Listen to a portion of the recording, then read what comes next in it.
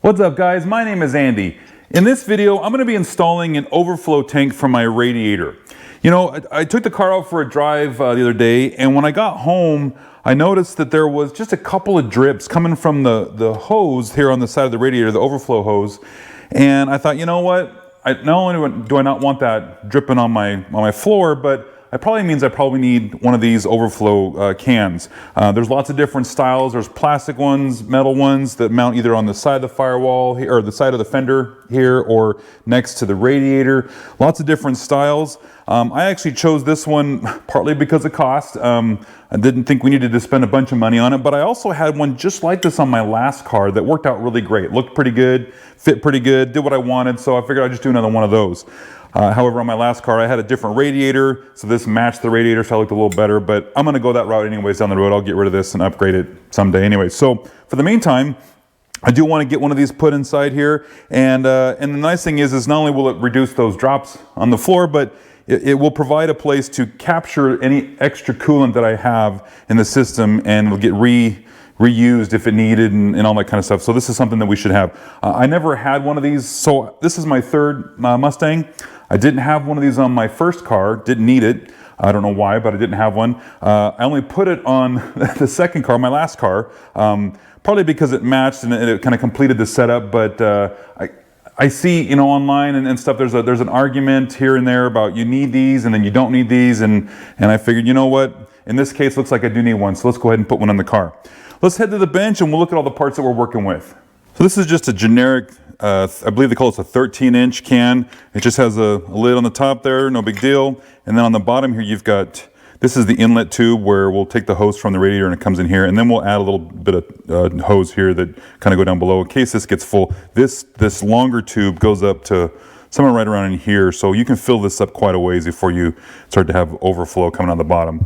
So the hardware, this is what they provide with the kit, and you know, what's nice about these rivets is it's kind of a permanent setup, but I don't want to do that because I don't know what I'm going to do down the road with my radiator. I may not need to have these brackets. I may put it in a different spot, so I don't want to use these rivets. These two fasteners here are going to bolt these brackets to there, which we're going to use these, and this is for the hoses.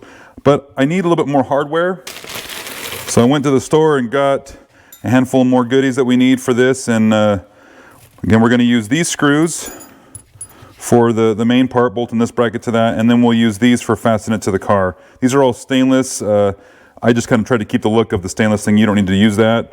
And so now let's go over and put this in the car and see how it's going to bolt up and where we want to put it. So now we're on the back side of the core support here. Here's the radiator, and I think what I want to do, I went ahead and attached these on here just so I know where these are going to sit.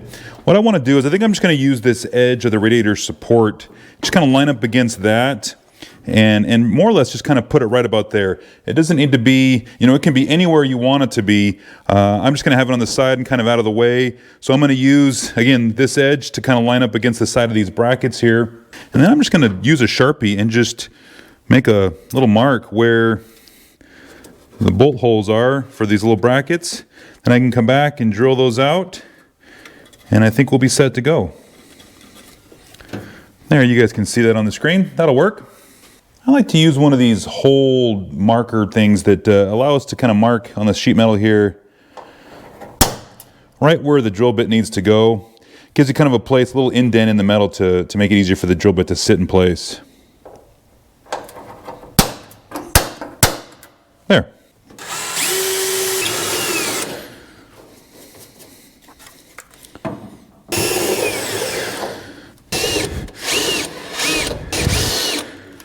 I don't have one of those chamfering bits, so I'm just going to use a big unibit and just kind of use the tip of this and clean up the end of this hole here.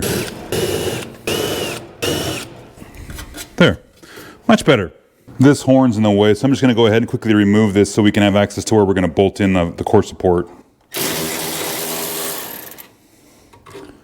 All right, now we can put in the reservoir. And what we're going to do is we'll just put in the first bolt, bolt it up, and then just work our way down the list. Keep it pretty simple. You know, what's nice about this kind of round head Allen is that I can get in at an angle because this is round, but the bolt is kind of straight through here. So kind of nice that I can get to that. All right, and then we'll just go all the way down and finish all 4 of these.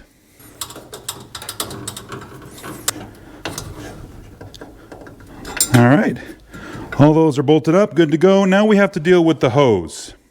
So what we're gonna do, this actually has a break in it, so I'm just gonna cut it off right there because I don't need all this hose anyways. And then from here, it's gonna go, remember, on the short tube. But before we do that, we wanna put one of these guys on here, these hose clamps. And then we can route it up underneath the tube there, slide the hose clamp up to it. There, now that's secure. And that's secure, good enough, that'll work. Now we need a hose for this piece, which I'm gonna have to get from the hardware store, but I'm just gonna take it from here and I'll just go straight down and probably drop it down maybe, I don't know, an inch or so below maybe this frame here, just so it's sticking down, but not below from the front of the car. And then we don't wanna forget the horn. Put that back in there. All right, guys, that was it. That was a pretty easy install. Didn't take much, but a couple of hand tools, and we got this overflow tank installed. Now I should be good to go. I still got to pick up that hose for that drain, but I can get that at a parts store, and it's not a big deal. So yeah, takes care of that. Guys, that's it. Anybody can do this. You can do it. So if you like the video, give me a thumbs up. And if you subscribe, I appreciate it because it helps my channel out. And we'll see you in the next one.